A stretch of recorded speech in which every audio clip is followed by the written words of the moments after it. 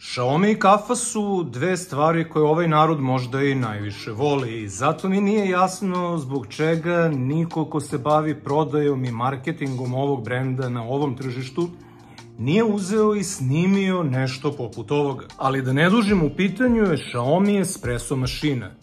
I to ne ona mašina na kapsule ili paštetice ili kako god želite da je nazovete, već mašina koja pravi espresso od prave kafe. U paketu dobijate mašinu kao što vidite, dobijate ovu mericu za duplu kafu, dobijate ovaj porta filter, ako se to tako zove, u suštini ovu tešku ručku koju zaglavite ovde i iz nje posle curi kafa, i dobijete ovu kašiku za kafu kojom posle istu pritiskate u tom porta filteru.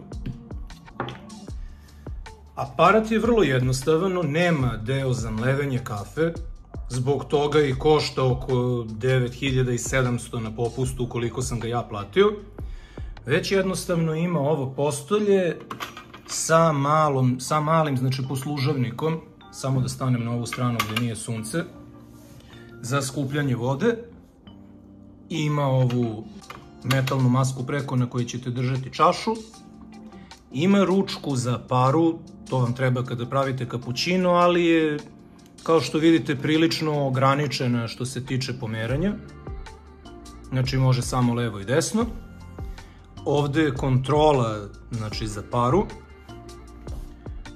Ovde imate pregradu za vodu, to jest rezervoar za vodu, kako god želite da ga nazovete.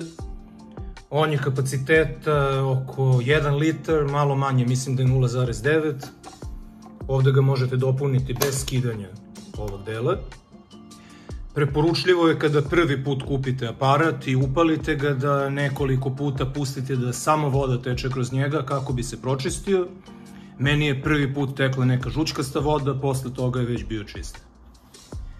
I u suštini, to je to što se tiče delova i onoga što dobijate u paketu. Ja nisam radio unboxing jer je jednostavno nezgrapno i kutija je velika. Ovde napred možete videti, znači, da su u pitanju touch kontrole, znači dugme za paljenje, dugme za običan espresso, dugme za produženi espresso, znači on je produžen samo sa malo vode, i dugme za paljenje ove ručke za paru. Hajde sada da pravimo kafu. Sada ću pokušati da vam snimim kako se pravi kafa i nadam se da ću moći da uhvatim sve iz ovog ugla. Za početak nam je potrebno 9 grama kafe, jer tako po preporuci ide u jedan espresso. Znači, ručicu, ovu ručku treba da montirate na aparat. To se radi ovako. Na početku će biti malo teže da je zaglavite, posle ide lako. Onda upalite aparat da ne biste jednostavno pritiskali dugmiće dok ovo pokušate da zategnete. Kada lampice ne blinkaju, nego kada sijaju konstantno, to znači da je aparat spreman za pravljenje kafe. Tako da samo uzmite šolju, ja sam uzeo namerno providnu da biste videli kako kafa izgleda, i izabraću kratku kafu.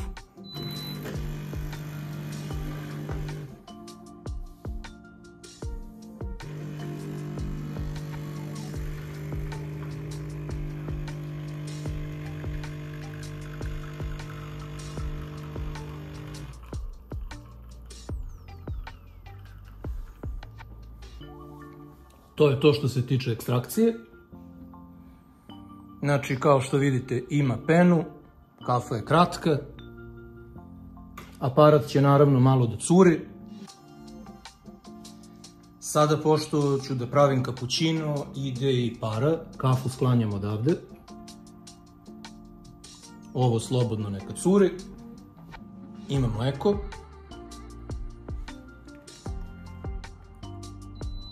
Ovde označavam da hoću paru.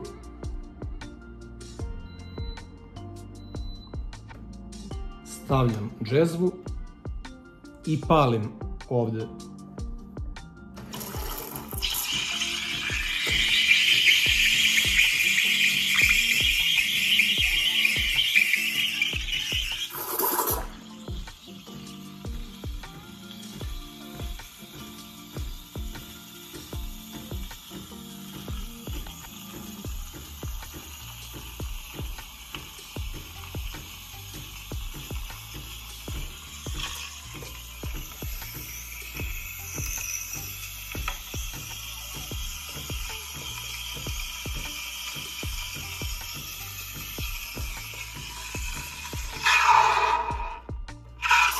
Ajde, trebalo bi da je to.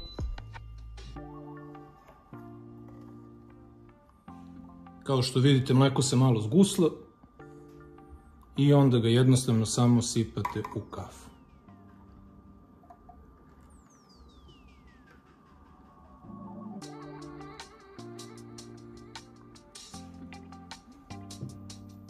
I rezultat je ova srpska izmišljotina koja se zove produženi sa toplim mlekom. Kao što vidite, ima kremu na vrhu, to nije pena kao kod pravog kapućina, zato što za pravi kapućino ipak treba jači aparat sa jačim pritiskom ili možda da se samo duže drži mleko pod pritiskom.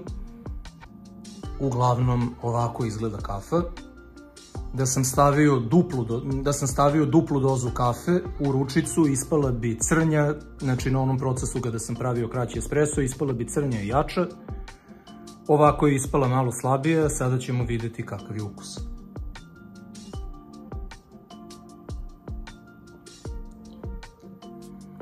Ukus je zapravo prilično dobar. Kafa nije preterano vruća i to mi je jedina zamerka, ali ukus je prilično dobar, znači kada odete u neki kafić u Beogradu i naručite produženi s toplim, dobit ćete nešto ovog ukusa. Eventualno malo jače ako koriste jači blend kafe, ali to je to. Za kraj napominjem da ako hoćete malo jaču i gušću penu, morate da imate jači aparat ili ako hoćete kafu koja je vrelija. Ali ovako u globalu za ovih 9600 dinara koliko ili 9700 za koliko je aparat bio na popustu, imate espresso aparat koji zapravo pravi kafu od mlevene kafe, ne od paštetice. Tako da s obzirom na to kafa je prilično dobra. Mi se vidimo u nekom narednom klipu.